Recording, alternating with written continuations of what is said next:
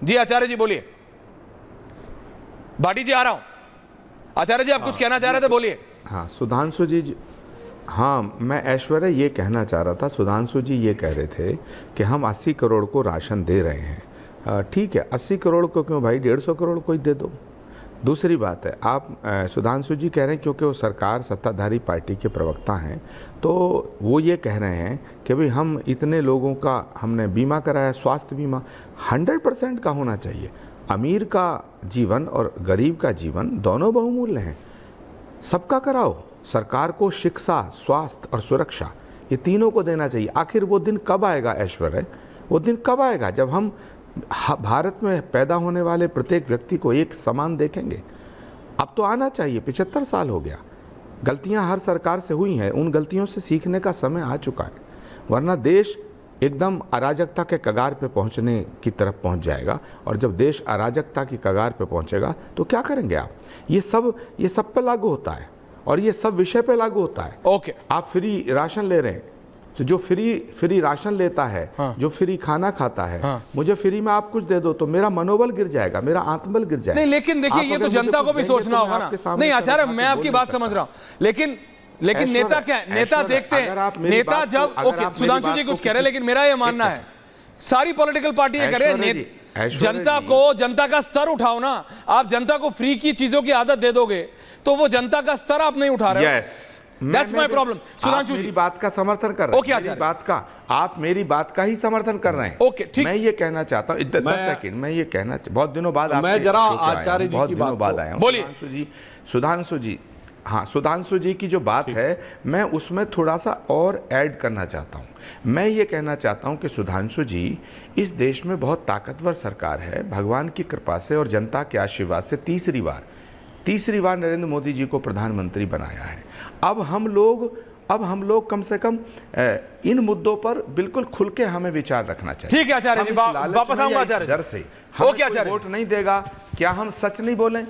नहीं बोलिए ना, लेकिन सब तो एक साथ है करनी चाहिए। ओके आचार्य जी, सुधांशु जी जवाब दे रहे हैं, भाटी जी आ रहा हूं इसके बाद। अब देखिए मैं बता रहा हूं मोदी सतीश जी के अप्रोच में क्या डिफरेंस था। हम जिसे कहावत होती उतने पांव पसारिए जितनी चादर होए। आप याद करिए, हमने 6,000 रुपए सम्मान निधि शुरू की और जब हम 5वीं बड़ी अर्थव्यवस्था बन गए तब हमने कहा कि अब 12,000 रुपए करेंगे। यानी पहले आप एसेट क्रिएशन करिए तब डिस्ट्रीब्यूशन करिए। आचार्य जी ने कहा क्यों सबको सुरक्षा नहीं मिलनी चाहिए स्वास्थ्य की, बिल्कुल। आप देखिए, जब हमारी आर्थिक स्थिति बेहतर हुई तब हमने कहा 70 वर्ष से अधिक आयु के हर व्यक्ति को स्वास्थ्य कवर मिलेगा। यानी उस आयु वर्ग में जब स्वास्थ्य की आवश्यकता सर्वाधिक होती है तब हमने कहा हर व्यक्ति इंटाइटल्ड होगा। यानी जो जो आपकी स्थिति बढ़ती चली जाए त्यों आप लोगों को सुविधाएं मुहैया कराते चले जाएं। परंतु इसमें 2 बातें बहुत गंभीर हैं जो देश को समझना चाहिए। एक, जिन नेताओं ने सबसे ज्यादा कहा हम गरीब और वंचितों की राजनीति कर रहे हैं, वो देखते देखते उनके परिवार सैकड़ों करोड़ की संपत्ति के मालिक हो गए। यानी चंद हजार रुपए आपको बांटे और हजारों करोड़ अंदर कर लिए। दक्षिण भारत से लेकर उत्तर भारत तक आपने तमिलनाडु का उदाहरण दिया और वहां से लेकर यूपी बिहार तक जिन्होंने कहा गरीब गुरबा की राजनीति कर रहे हैं, आज वो सब अपने अपने राज्यों में सबसे अमीर परिवार है। और दूसरा जो खतरनाक खेल होता वो क्या होता, जैसे कांग्रेस पार्टी ने कहा, इंडी गठबंधन के भी लोगों ने कहा इन चुनावों में कि हम हर परिवार को 1 लाख रुपए हर परिवार की एक महिला को देंगे। अभी भारत का बजट पास हुआ, मैं दर्शकों से कहूंगा जाके चेक करिए भारत की रेवेन्यू रिसीप्ट कितनी है। यानी भारत सरकार की कुल आय है 26,80,000 करोड़। भारत में परिवार कितने हैं?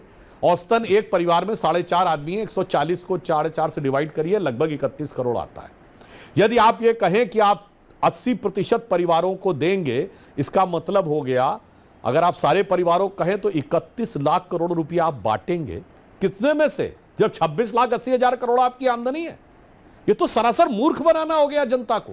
और उसके बाद पहली बार भारत के इतिहास में एक पॉन्जी स्कीम की तरह फॉर्म भरवाए गए कि तुम ये फॉर्म भरो। जैसे नहीं होता जो पॉन्जी स्कीम्स वाले होते हैं लोगों को धोखा देने के लिए, और फला तारीख को आना और खटाखट 8,500 रुपए तुम्हारे अकाउंट में आएगा। लखनऊ से लेके बेंगलुरु तक ऐसे तमाम उदाहरण आए जब अशिक्षित महिलाएं बेचारी जो कम पढ़ी लिखी थी वो झांसे में आई और फॉर्म लेके खड़ी हुई थी।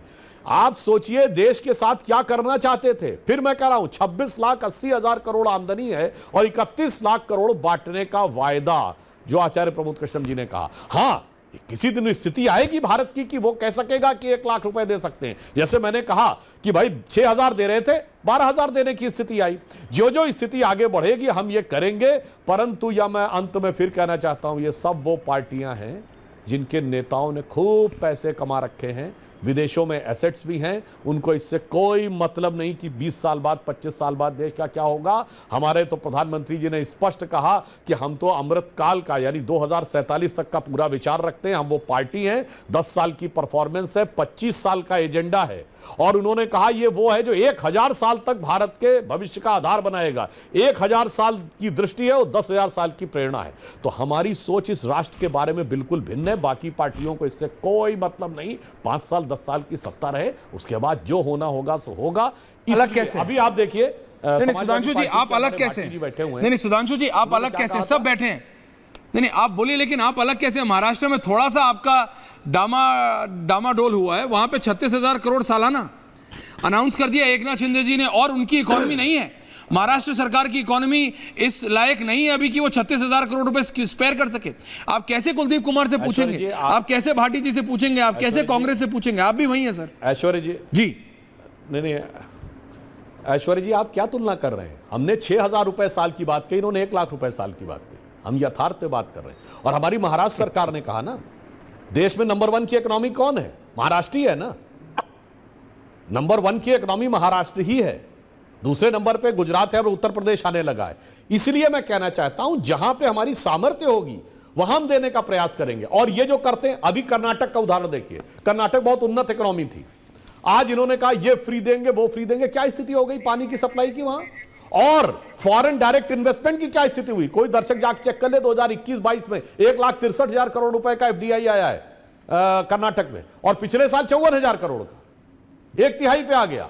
यही स्थिति पंजाब की है। हमारे आम आदमी पार्टी के मित्र बैठे हुए, इनसे पूछिए पंजाब में क्या इन्वेस्टमेंट था कांग्रेस की सरकार के समय में। अपनी सरकार की बात नहीं करें, और क्या स्थिति हो गई अब।